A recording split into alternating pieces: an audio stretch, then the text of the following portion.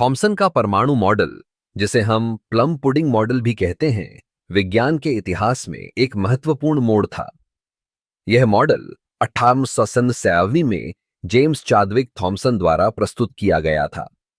Thompson ने electron की खोज की थी और इसी खोज ने उनके मॉडल की नींव रखी। इस मॉडल के अनुसार परमाणु एक सकारात्मक चार्ज वाले गोले की तरह होता है, जिसमें नकारात्मक चार्ज वाले इलेक्ट्रॉन बिखरे हुए होते हैं।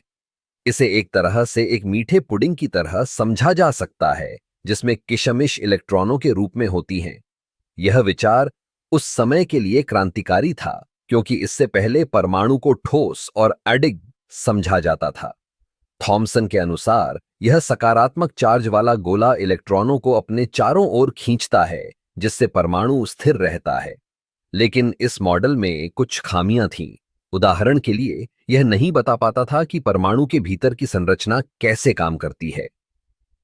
बाद में रदरफोर्ड के प्रयोगों ने दिखाया कि परमाणु का अधिकांश भाग खाली है और उसके केंद्र में एक घनत्व वाला न्यूक्लियस होता है।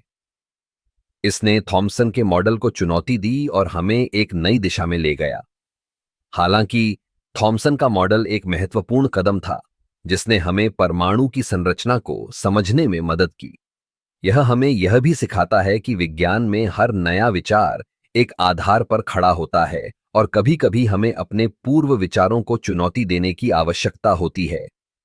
इस मॉडल ने आगे चलकर क्वांटम सिद्धांतों और न्यूक्लियस के विकास की दिशा में भी मार्ग प्रशस्त किया। इसलिए थॉमसन का मॉडल केवल एक पुराना सिद्धांत नहीं है, बल्कि यह एक महत्वपूर्ण कड़ी है जो हमें आज के आधुनिक भौतिकी के ज्ञान तक पहुंचाने में मदद करती है। इस प्रकार थॉमसन का परमाणु मॉडल न केवल एक ऐतिहासिक दृष्टिकोण है, बल्कि यह हमें यह भी सिखाता है कि विज्ञान में निरंतरता और विकास कितना महत्वपूर्ण है।